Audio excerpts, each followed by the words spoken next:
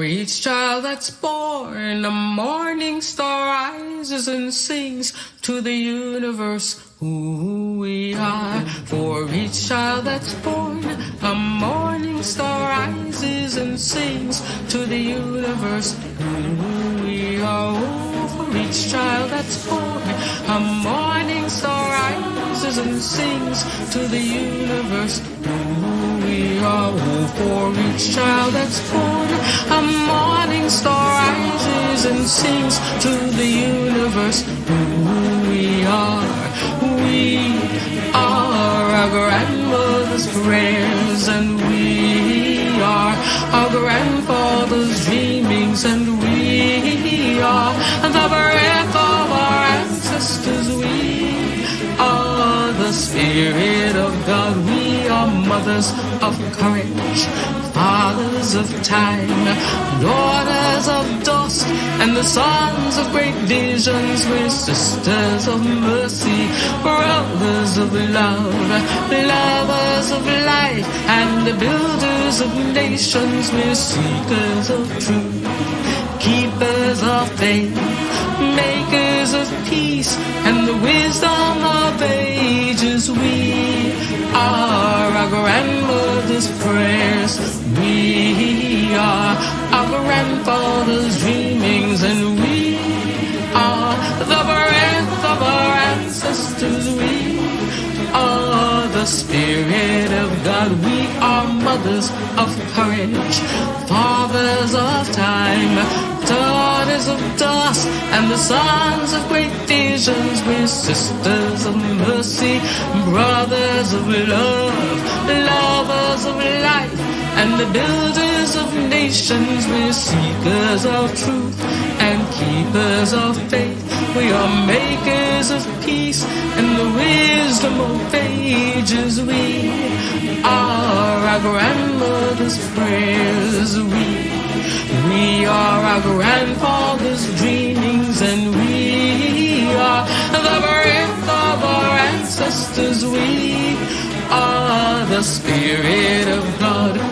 We are our grandmother's prayers, and we are our grandfather's dreamings. We are the breath of our ancestors. We are the Spirit of God. For each child that's born, a morning star rises and sings to the universe who we are. For each child that's born, a morning star rises and sings to the universe who we are. We are one.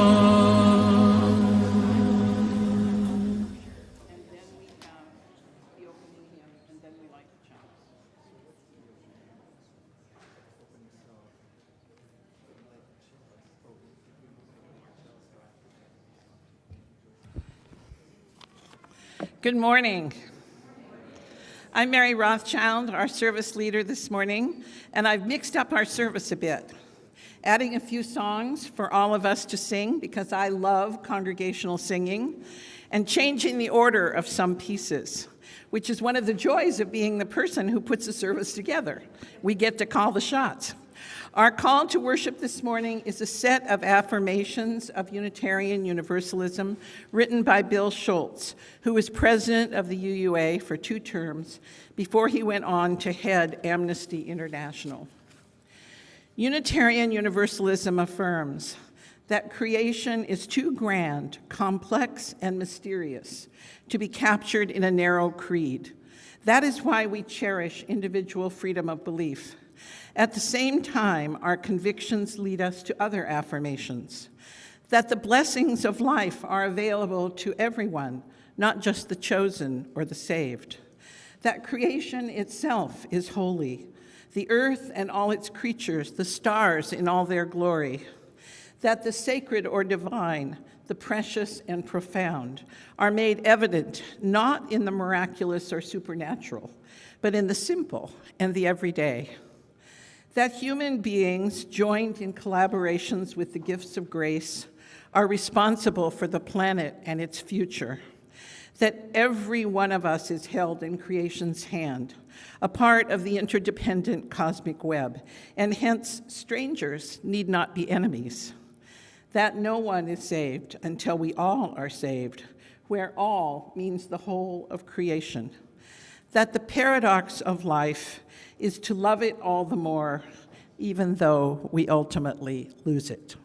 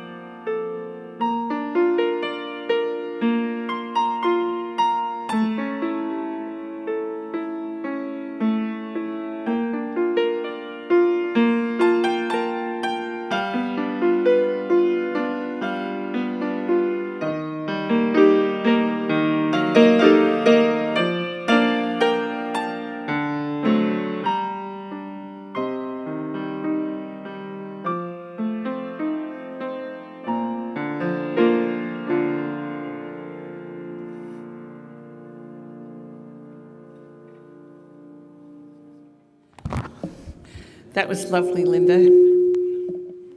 Please stand in body or in spirit and join Noel in singing our first hymn, Enter, Rejoice, and Come In. That's what the slide came up. We got to watch the slides. Yeah, well, okay. We'll light the chalice first. You can stand for that as you're able. And then we'll sing Enter, Rejoice, and Come In.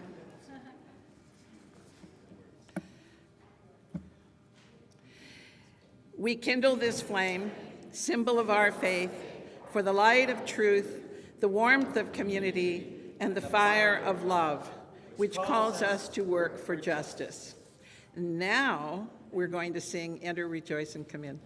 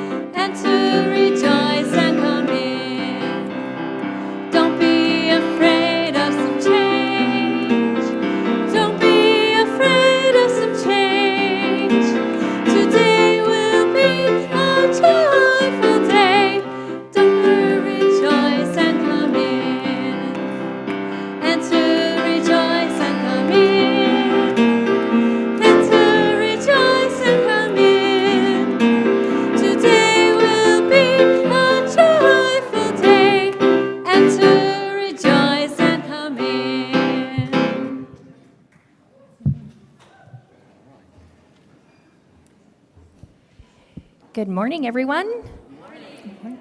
I am Marcy Beaudoin. I'm the Director of Faith Formation here at Valley UU. And I have a special time for all ages for us today. Hopefully a fun special time for all ages. So now is the time, if there are any children joining us that they want to come down front, they can join me down front. If you're on Zoom and you have children at home, now's the time to bring them in front of the screen. In celebrating our sermon topic today, where joy is an act of resistance, we are going to, together, attempt to rise joyfully and sing Happy by Pharrell Williams. I have left the lyrics around in a couple of places. We do have a video to help us because it's a little fast and tongue-twisty, but I'm going to invite everyone to stand and enjoy yourself as we sing Happy. You guys going to stand up? You don't want to dance? So for your organ service, it showed this after my welcome to the song and then the offering, right? Because I'm counting on that. We are.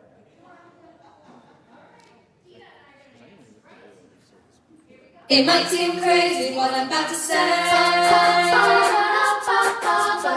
Sunshine, she's here, you can take a break. I'm a hot air balloon, now they go to space. With the air, like I don't care, baby, by the way. Because I'm happy, clap along if you feel like a room without a roof. Because I'm happy, clap along if you feel like happiness is the truth. Because I'm happy, clap along if you know what happiness is to you. Because I'm happy, clap along if you feel like that's what you wanna do. Bow! Here comes that news, talking this and that. Well, give me all you got, no holding back. Well, I should probably warn you, I'll be just fine. No offense to you, don't waste your time. Because I'm happy, clap along if you feel like a room without a roof. Because I'm happy, clap along if you feel like happiness is the truth. Because I'm happy, clap along if you know what happiness is to you. Because I'm happy, clap along if you feel like that's what you wanna do.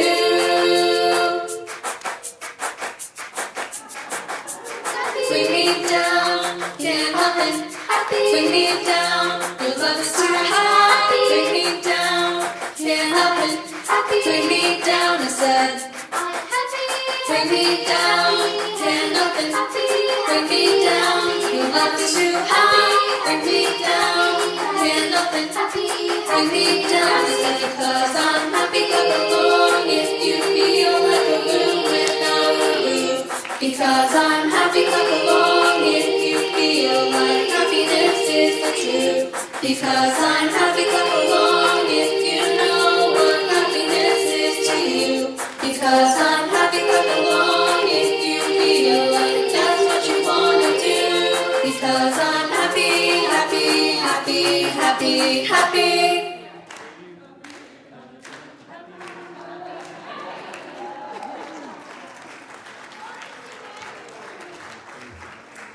Well, I hope you're all feeling happy, and we'll form our bridge of love. The kids, we're going to go out and go through the glass foyer, and I'll meet you outside.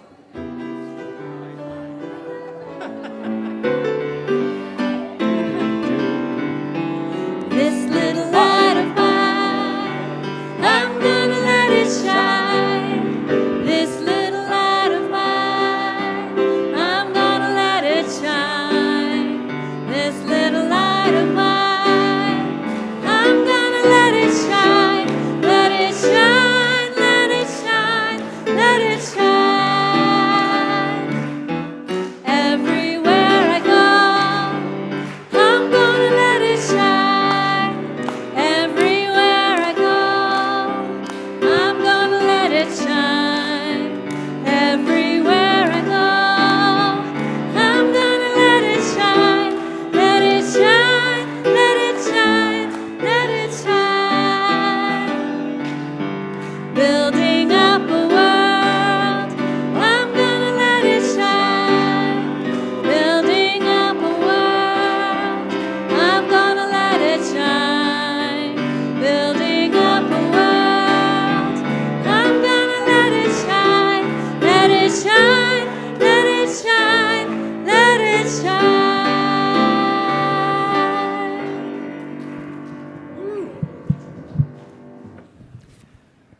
welcome.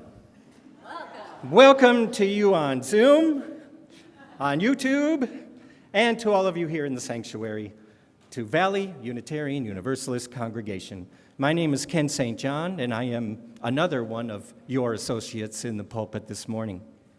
We are a welcoming congregation, and whether your heart is full of joy or laden with sadness, we want you to be here with us. You may be living the easy life or struggling to cope with personal challenges. You are all welcome here. If you did bring burdens with you today, you may find it helpful to talk to one of our lay pastoral care associates.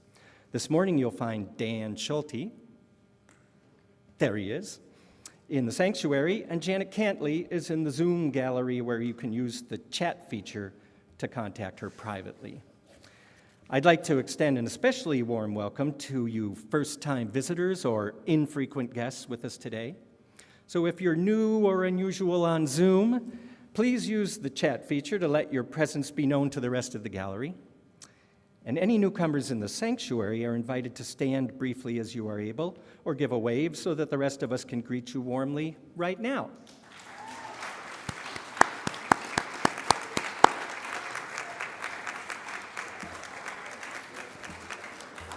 Wonderful. We're happy to have you with us. After the service, there will be opportunities to meet in small groups, both online and in person, including a coffee reception and a welcome circle at the back of the sanctuary, and breakout rooms on Zoom. But before that happens, there will first be a 7-minute video presentation on the progress being made by the Capital Campaign Committee, though I just learned this week that they changed their name to the Sanctuary Transition Team. Now we know. The video will be shown both online and in the sanctuary, so please stay in your seats for that, and then it'll happen immediately after the completion of the worship service. I'm also told that those of you with children in the Faith Formation program don't have to worry. They will be cared for while you spend an extra 7 minutes here in the sanctuary.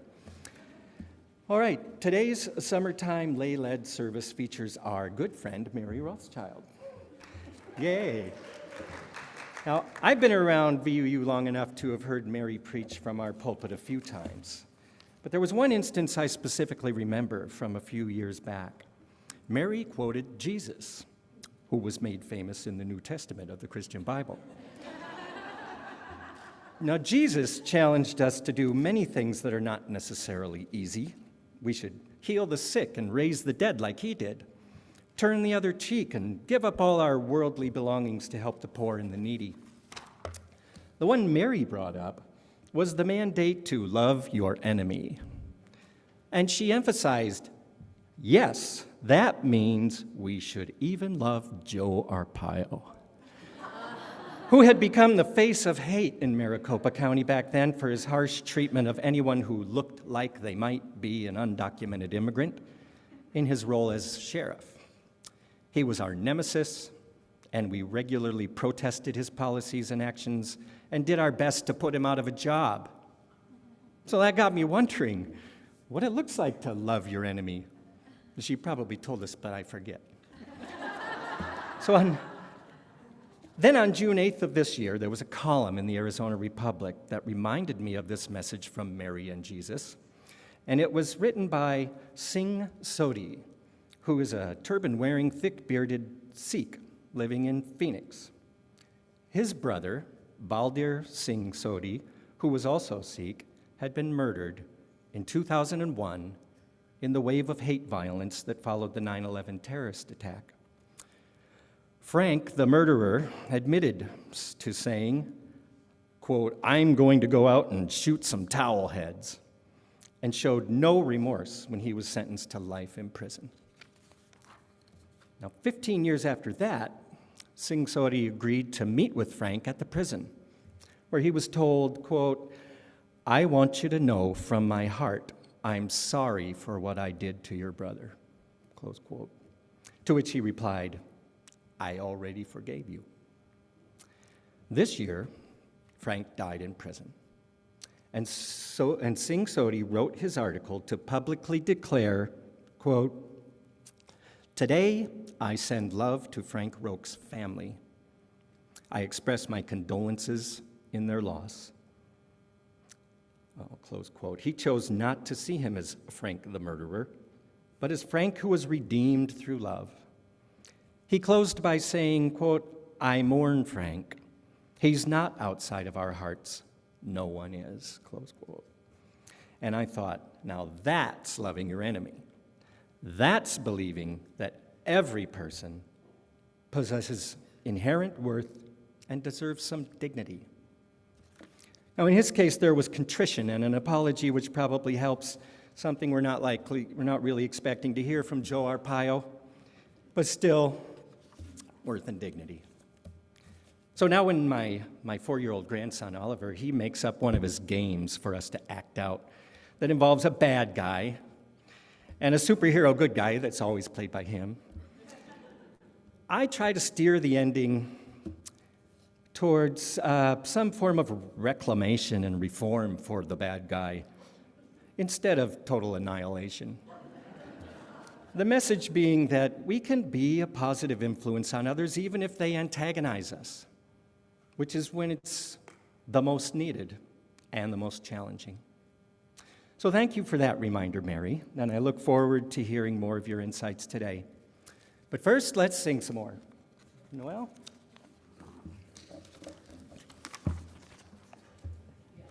Please stand in body or spirit and join Noel in singing We Are. And think about the loveliness of the metaphor, quote, for each child that's born, a morning star rises and sings to the universe who we are.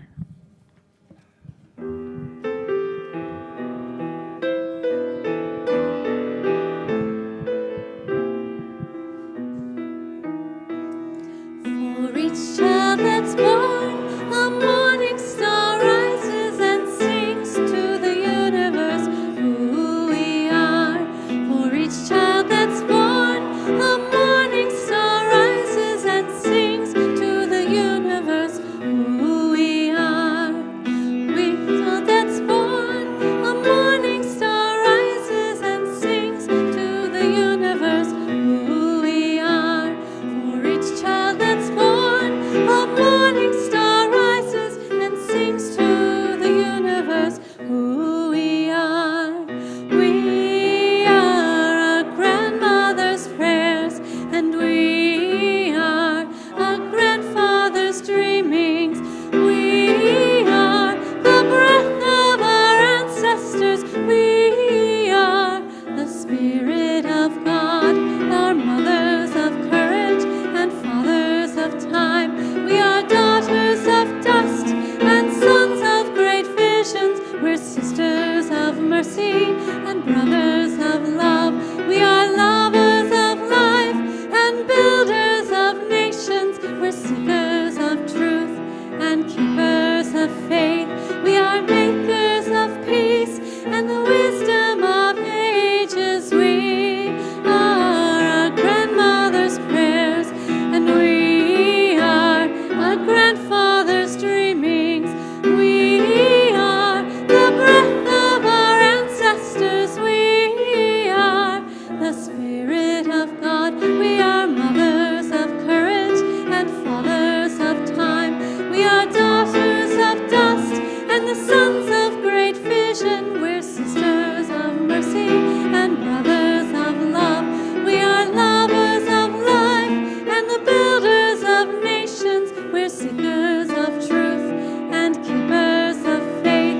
We are makers of peace and the wisdom of ages. We are our grandmother's prayers, and we are our grandfather's dreamings. We are the breath of our ancestors. We are the Spirit of God. Each child that's born, a morning star rises and sings to the universe who we are. For each child that's born, a morning star rises and sings to the universe who we are. We are one.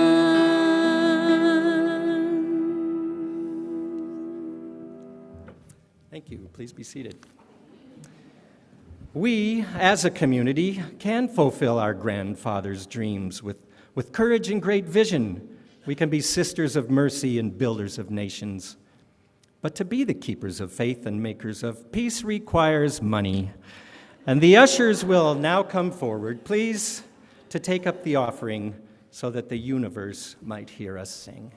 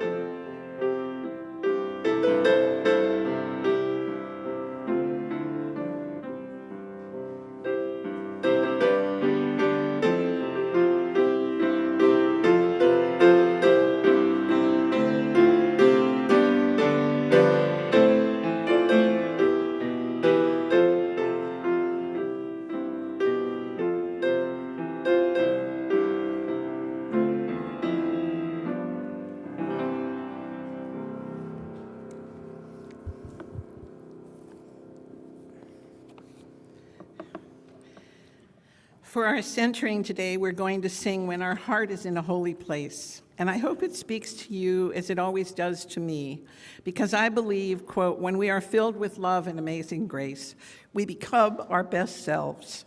For me, the moments of grace are always an extraordinary gift. Please stay seated and join with Noel as we sing this. Before we start, I do want to say there's a yogic tradition after a chant or a singing to be silent and have a meditation afterwards. So we'll end that way after we sing. And it's a chance to just feel more actively what the hymn makes you feel and what the lyrics make you feel.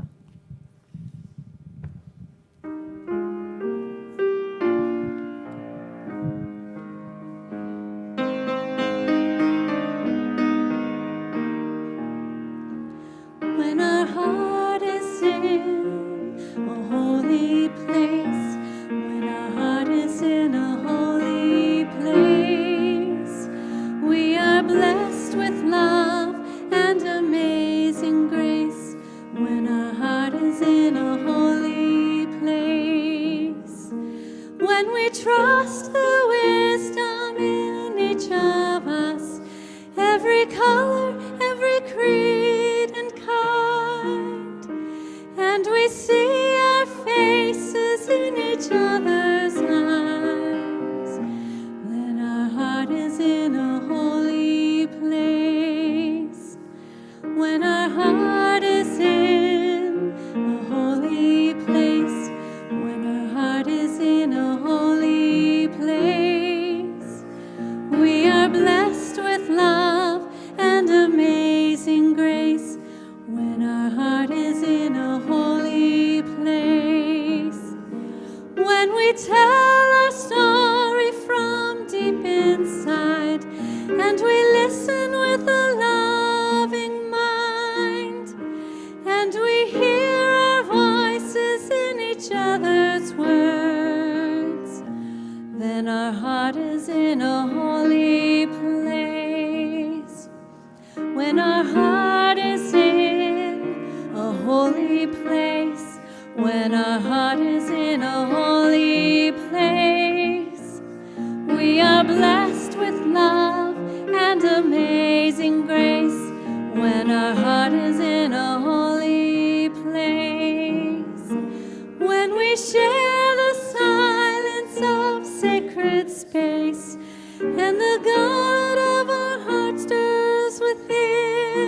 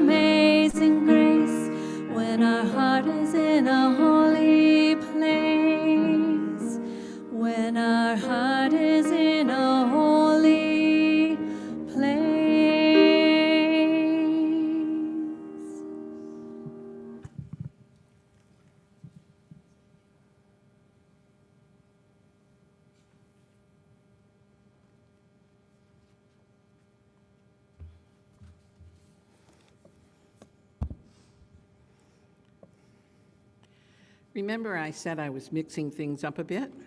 Our prayer today will be in 3 parts. I'm doing 2 very short readings, and then all of us, led by Noel, will sing Comfort Me, realizing it's really a prayer for peace, joy, and comfort. So we'll be doing the old religious tradition of sung prayer, even though it's not our VUU tradition these days. Again, please stay seated. This is from Molly Fumia. To be joyful in the universe is a brave and reckless act. The courage for joy springs not from the certainty of human experience, but the surprise. Our astonishment at being loved, our bold willingness to love in return, these wonders promise the possibility of joyfulness, no matter how often and how harshly love seems to be lost. Therefore, despite the world's sorrows, we give thanks for our loves, for our joys, and for the continued courage to be happily surprised. And the second part of the prayer is from Mary Oliver. I don't know exactly what a prayer is. I do know how to pay attention, how to fall down into the grass, how to kneel down in the grass, how to be idle and blessed, how to stroll through the fields, which is what I've been doing all day. Tell me, what else should I have done? Doesn't everything die at last and too soon? Tell me, what is it you plan to do with your one wild, precious life? And now we'll sing Comfort Me.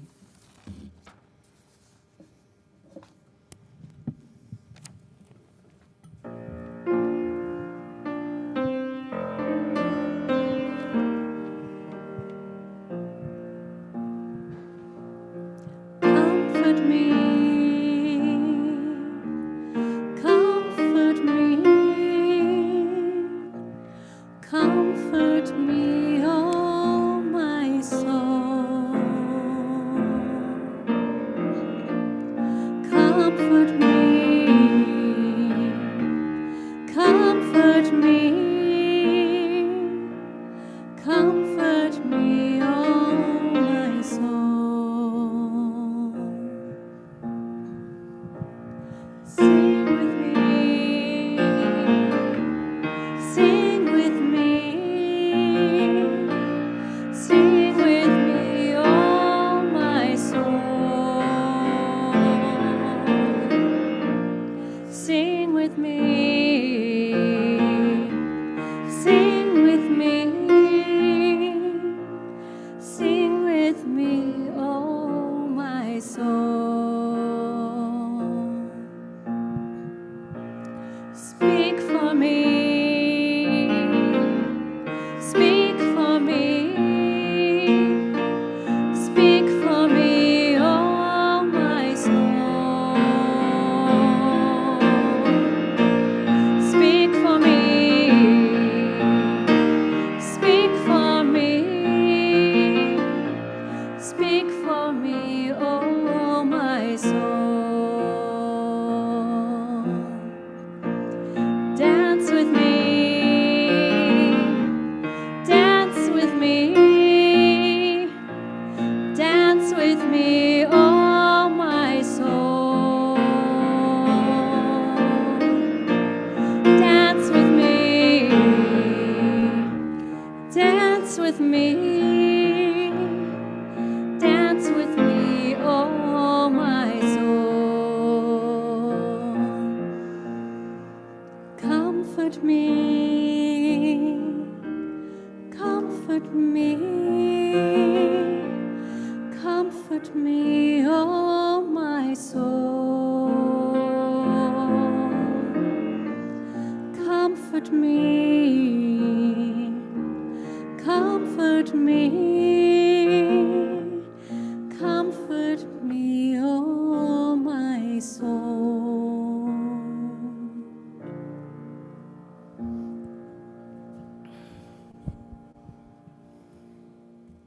Thank you.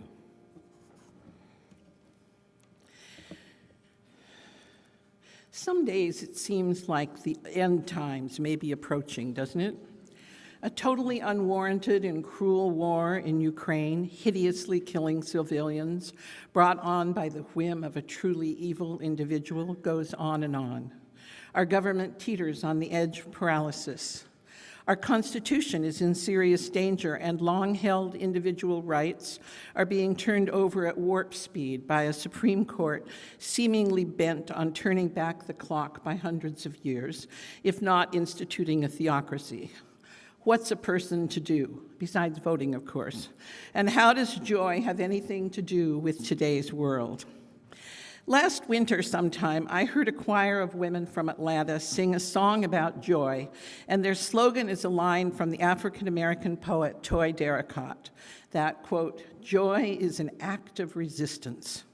It turns out she aimed that line at her African-American sisters working for liberation so that they would continue to work, but also exhibit the joy they have inside and not feel they were somehow shirking their duties to be warriors for justice, but instead to revel in their beautiful selves as well as their work in the face of hard and sometimes brutal difficulties. That idea that joy is an act of resistance ensorcelled me.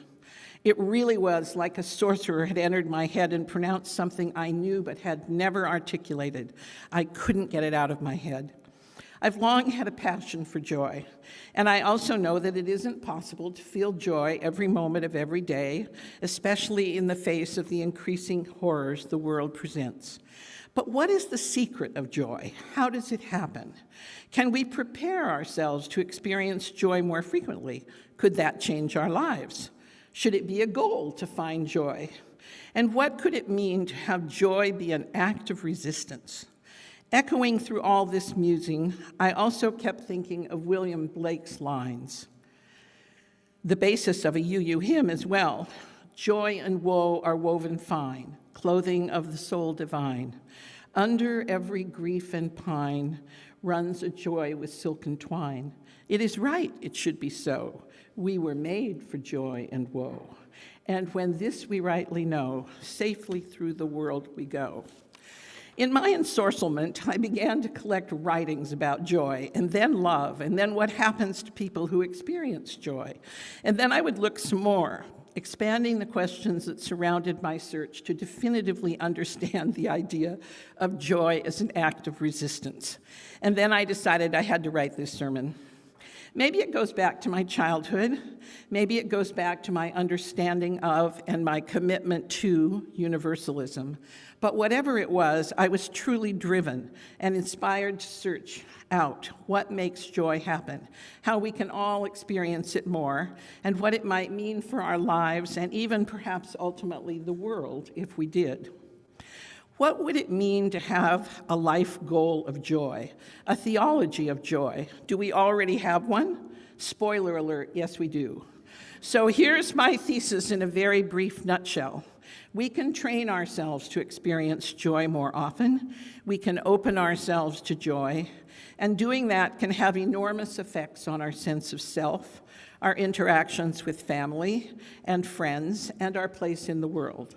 And in Unitarian Universalism, we have a theological calling to joy. Now, before I go any farther, I want to say that not everyone experiences joy in the same way, and I don't think anyone, except maybe a really great Sufi practitioner whirling nonstop, experiences joy all the time.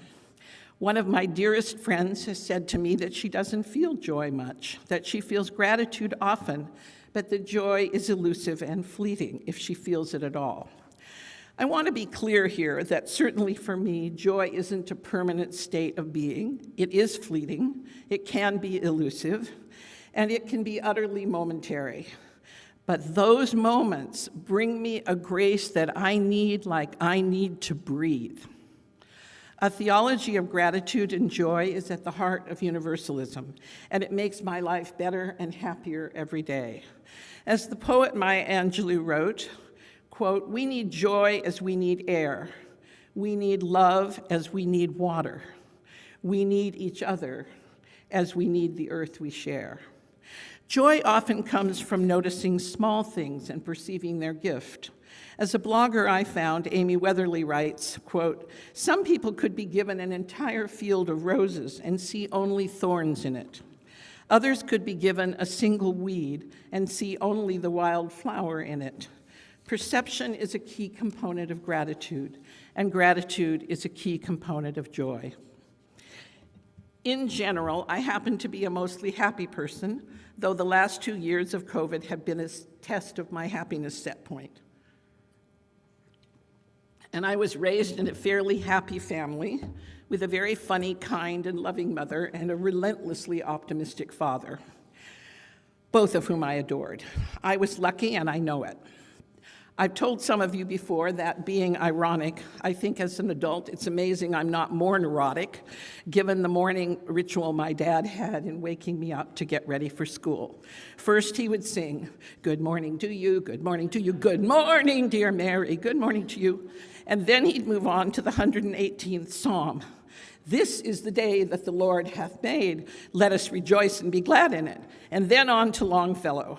"Let us now be up and doing, with a heart for any fate, still achieving, still pursuing, learn to labor and to wait.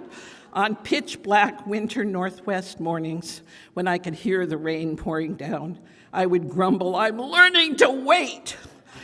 But I think back to that morning ritual often, and I'm filled with gratitude that the instruction to start the new day with gladness and rejoicing. My favorite UU theologian, Galen Gingrich, whose writings on a theology of gratitude have forever shaped my understanding of Unitarian Universalism, has recast those lines from the 118th Psalm to make them more palatable for us 21st century UUs by saying, "This is the day we are given. Let us rejoice and be glad in it." I'm also often reminded of John Kerry's statement that after being on a boat in the Mekong River in Vietnam and part of a terrible fight, which he and his mates survived, their takeaway, which he says and remembers often, is, "Every day is extra."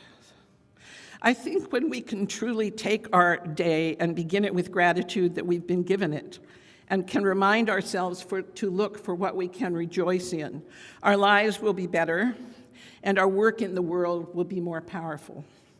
Gratitude and joy can propel us towards working for good for both ourselves and the world. And that joy and that work can truly be resistance to the current state of the world.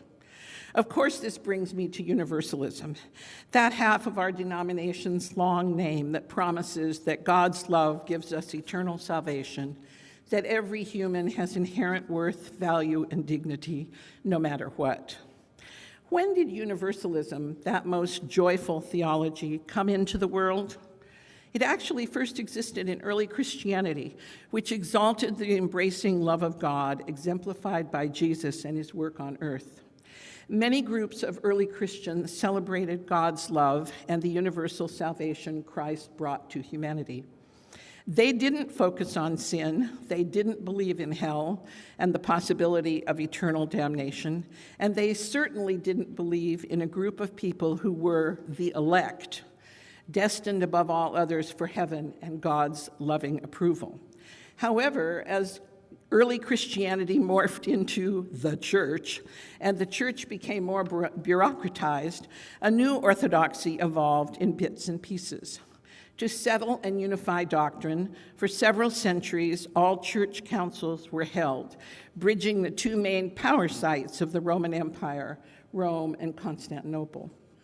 Emperor Constantine called the First Council of Nicaea, the very first of those councils, which proclaimed as law the Trinity, God the Father, God the Son, God the Holy Ghost, and began the task of setting a common doctrine for all of Christianity.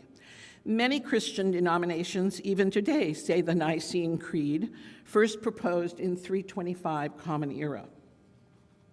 The Fifth Ecumenical Council, in 553 Common Era, settled the controversy over whether hell awaited sinners who were not saved or whether all were saved by God's immutable love. Universalism lost, becoming a heresy punishable by death. And there it stayed for the next 1,000 years or so, until some small parts of the Protestant Reformation began to again advocate the primacy of God's love and the universal salvation of humanity. In the 18th century, several pastors from the Moravian, Anabaptist, and Methodist faiths began to preach as doctrine, the gospel of universal salvation. Men like George de Benneville in France, and John Relly and John Murray in England and the American colonies. The first Universalist congregation in America was started by John Murray in Gloucester, Massachusetts in 1779, and it is still a Unitarian Universalist church today.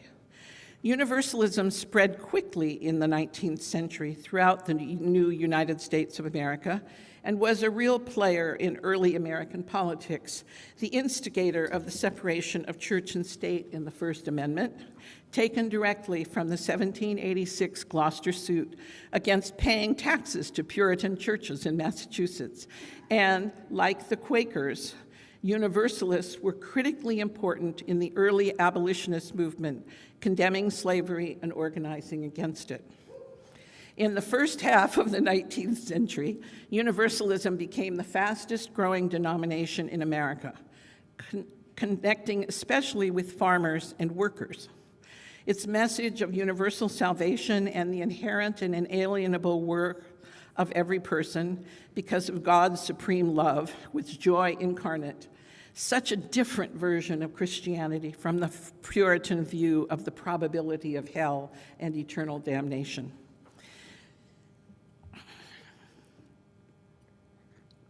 In the late 19th century and throughout the 20th century, other Protestant denominations became less focused on hell and damnation, and as Protestantism came to emphasize God's love and salvation more, what had been the fairly unique message of Universalism became more common, and the denomination declined in membership.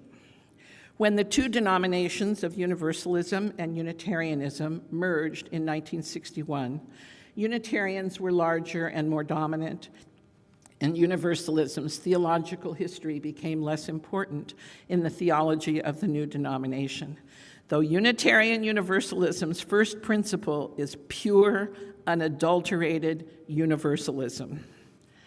So how can our UU theology spark gratitude and joy?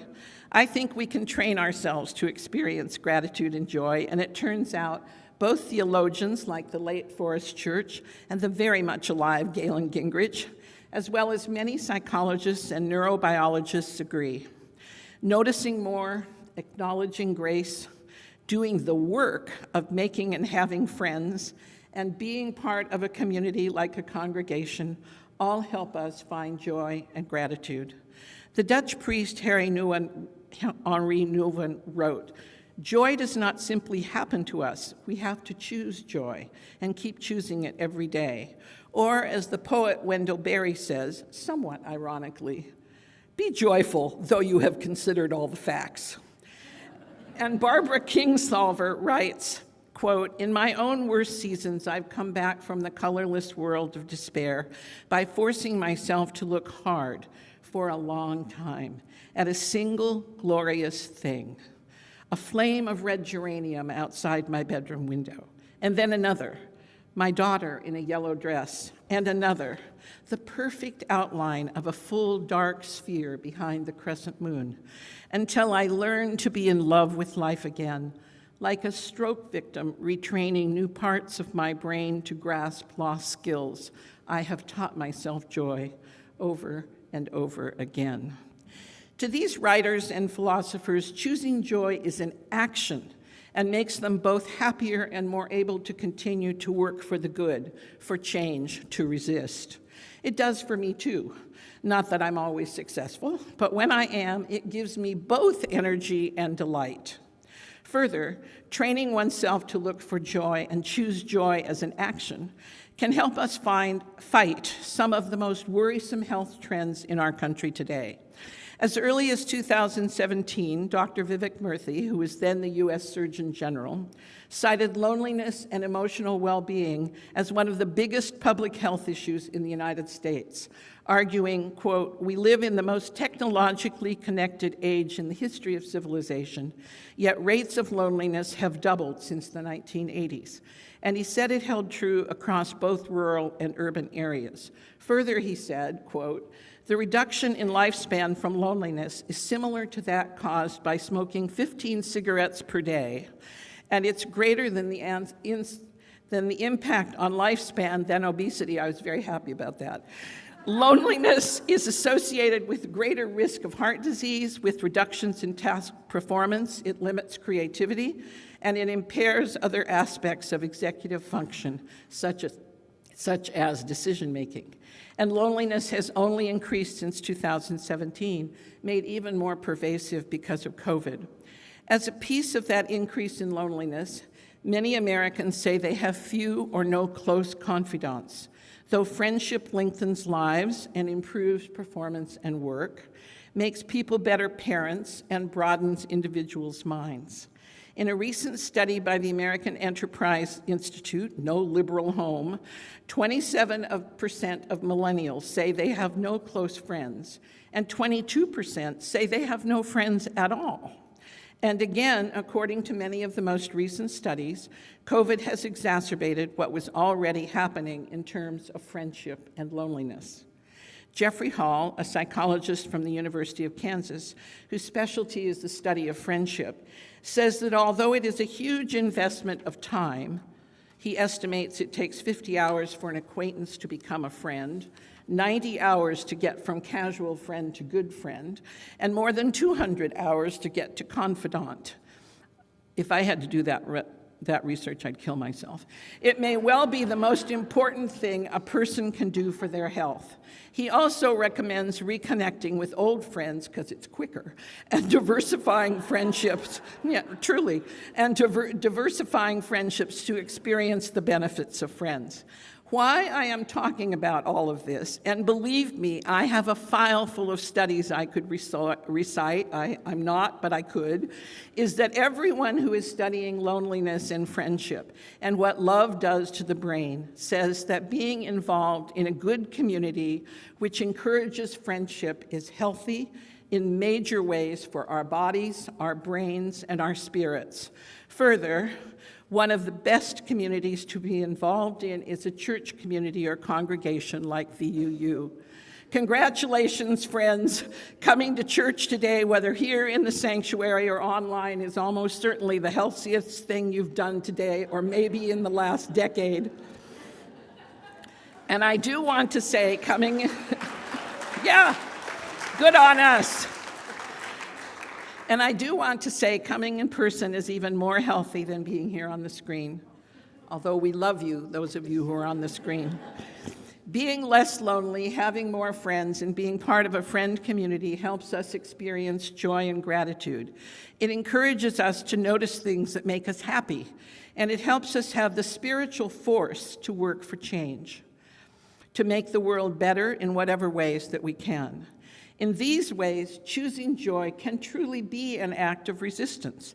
And that brings me to Galen Gingrich's theology of gratitude, which he calls the heart of our faith. I strongly recommend his article from the February 2007 UU World and his most recent book, The Way of Gratitude, A New Spirituality for Today. And I will put links to those in the happenings this week. He believes, quote, religion is constituted by two distinct but related impulses, a sense of awe and a sense of obligation.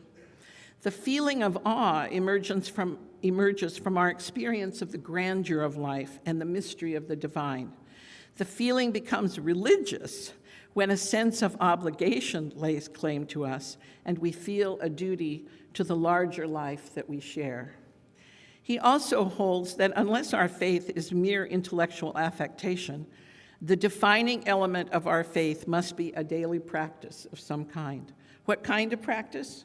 For Jews, he says, the defining discipline is obedience. To be a faithful Jew is to obey the commands of God. For Christians, the defining principle is love. To be a faithful Christian is to love God and to love your neighbor as yourself. For Muslims, the defining discipline is submission. To be a faithful Muslim is to submit to the will of Allah. And what of us, he writes?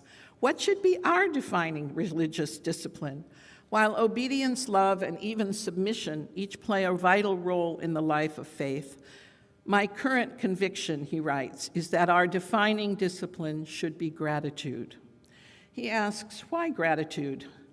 Two dimensions of gratitude make it fitting as our defining religious practice. One has to do with the discipline of gratitude, and the other has to do with the ethic of gratitude. The discipline of gratitude reminds us how utterly dependent we are on the people and the world around us for everything that matters. From this flows an ethic of gratitude that obligates us to create a future that justifies an increasing sense of gratitude from the human family as a whole. The ethic of gratitude demands that we nurture the world that nurtures us in return. It is our duty to foster the kind of environment that we want to take in and therefore become. He ends his essay with some suggestions to increase the discipline of gratitude. He says, for example, many members of his congregation write a daily gratitude journal, and I know some of you do too. Although I don't do that, when I go to bed each night, I think of at least two things that I'm grateful for that happened that day. Usually there are more than two, but I can always find at least two. They may be as small as seeing a beautiful flower or hearing a gorgeous bird song, or it may be having a great phone call with my kids, or having a wonderful lunch with a friend. But there are always things I can celebrate about my day which make me happy, often give me joy, and also make me realize I can do more tomorrow to nurture the world and work for change. Another thing he recommends is saying every day, "This is the day we are given. Let us rejoice and be glad in it." And though Reverend Gingrich holds hands with his wife and daughter and says this at dinner, true to my childhood, I say this to myself every morning as one of the ways I start my day, which helps me remember to rejoice in the day I've been given. I hope all of us will find ways to turn ourselves towards joy and gratitude. And as I end this sermon, I would like you all to say with me, "This is the day we are given. Let us rejoice and be glad in it." So please say it with me now, okay? This is the day we are given. Let us rejoice and be glad in it. Thank you, and may it be so.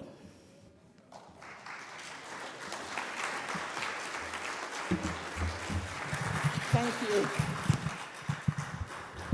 Our closing hymn, "Let It Be a Dance," is one of my favorite joyful songs from the Gray Hymnal. I love this song, but I have one small disagreement with one of the verses. I truly don't believe if nothing's wrong, then nothing's right. As much as I really realize there is a shadow side to most things, joy and woe are woven fine. I still believe deep in my soul it is possible, if unlikely, that everything in the world could be right without anything being wrong. And I cling to that belief. Please stand in body or in spirit and join Noel in singing, "Let It Be a Dance."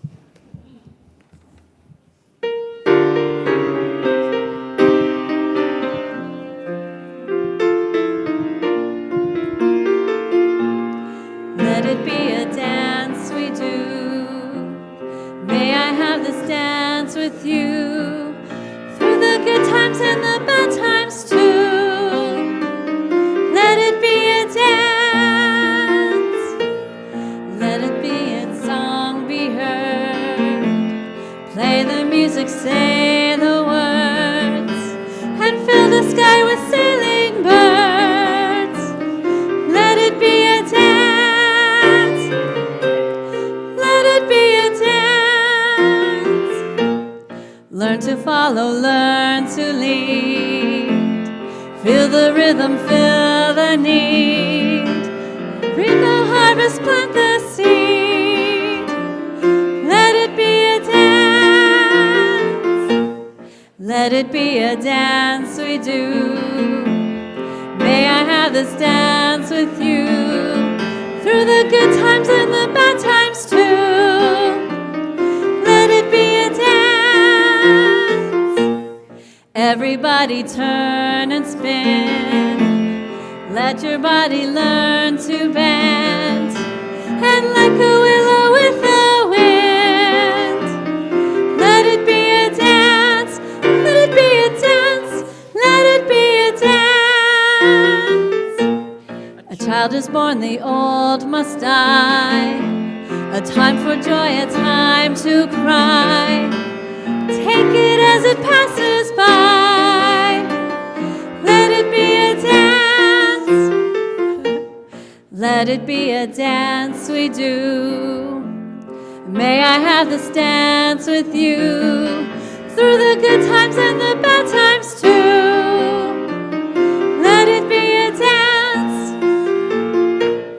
Morning star comes out at night. Without the dark there is no light. If nothing's wrong, then nothing's right. Let it be a dance. Let it be a dance. Let it be a dance. Let the sunshine, let it rain. Share the laughter, bear the pain. And round we go again. Let it be a dance.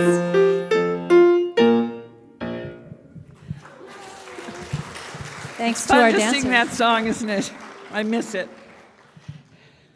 As our time together comes to a close, please join with Ken and me in saying our extinguishing the chalice words.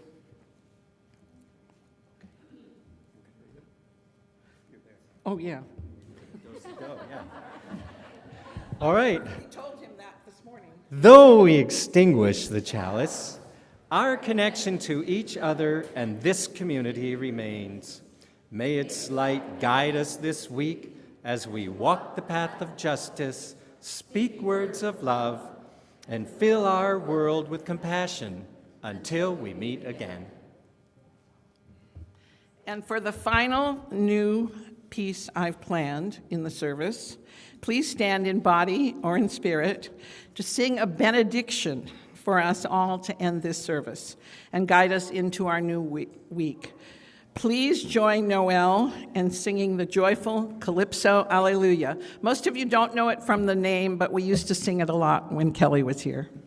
I'm welcoming Ken to jump to the microphone and help me with this one. We're doubling Mary's down. going to help too. Song for Noel.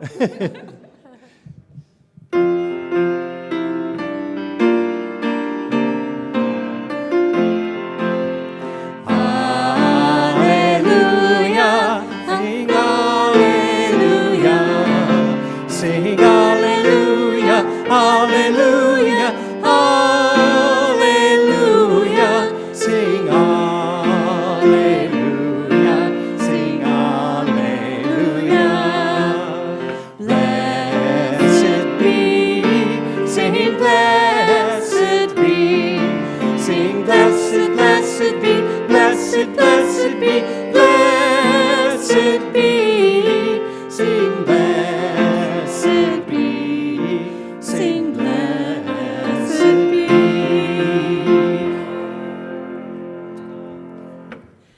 And after the video, go in peace and rejoicing, but stay for the video. Thank you.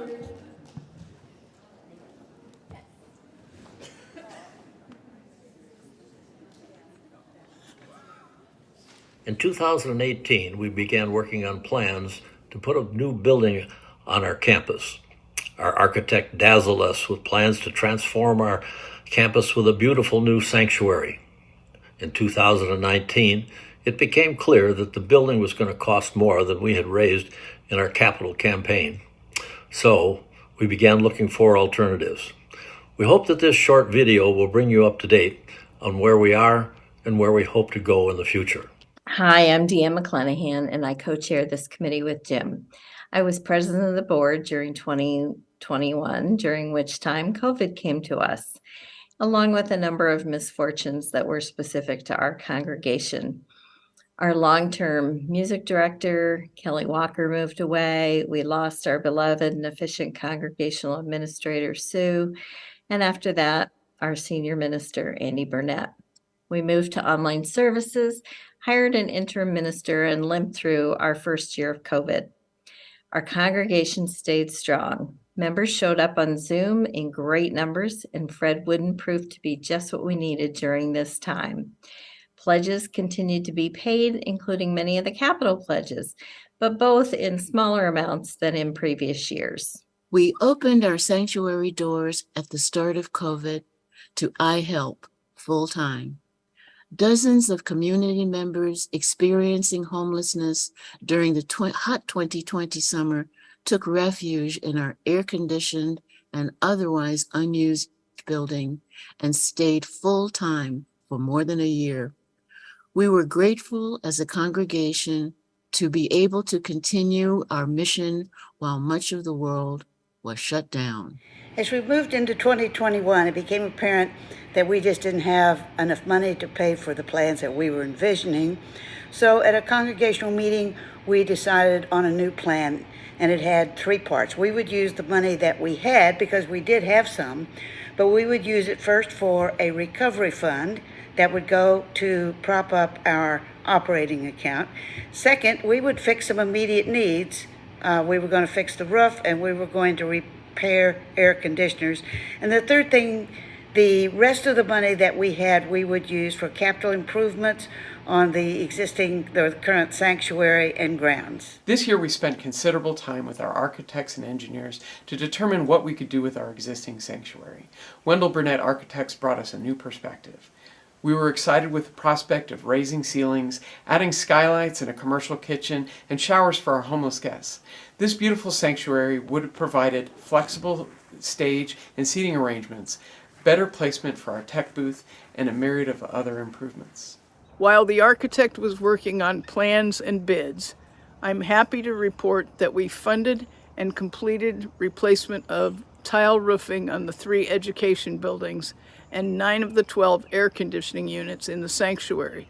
We also funded approximately 71% of the AV technology upgrades now underway, so we may continue and enhance our sanctuary in-person and streaming services. I've been awed by the creativity and new ways of thinking that our architect brought to this project. I have participated in our recent turning toward a revision of our plan to use the remainder of our funds to do a number of substantive projects, but without the major construction we had projected. With as little as the $150,000 we now have in the bank, and as much as the $600,000 that includes pledges still outstanding, these projects, improvements, and aesthetic changes will enhance our worship experience and make our building more inviting to members, homeless guests, and renters alike. Our committee has been through changes, surprises, excitements, and re-envisioning our work. Today, we want to let you know that we are prepared to continue this work, and we take seriously the trust you have placed in us to be a good stewardess in the funds that you have pledged towards forwarding the mission of this place. And we plan to continue a dialogue with you as we proceed. Your sanctuary transformation team is doing a wonderful job of living into a vision that requires adaptations and adjustments while maintaining a commitment to the goals and needs of this community and its ministries. In this moment, they are managing the momentum of your visions and planning with the roadblocks of reality. And still, we move forward with the work at hand. I'm grateful to this committee for so much that they have done and have yet to do on our behalf as we continue to design and build the future of this bright, vibrant, and inclusive community. Reverend Fred asked us on his way out the door in June an important question: what is a building for? He told us that our sanctuary building is just a building, and what we do with it is up to us. But we should be sure that it is welcoming to newcomers. We want this building to provide sanctuary to those who need it and to be a living reflection in design and function of who we are and who we want to become. Think about how this building expresses your mission, serves your ministry, empowers you to be a congregation. And make sure that you're committed to that. With Sarah arriving as our settled minister soon, we ask that you continue to support our vision as we go forward now as the Sanctuary Transformation Team, always keeping in mind our mission and our service to the wider community. We feel that Sanctuary Transformation Team better communicates what it is we're doing in this next phase. We're still working with the same capital monies, but now that we've taken care of some existing needs, our focus is on the sanctuary, and we'll be using the new team name to make that evident.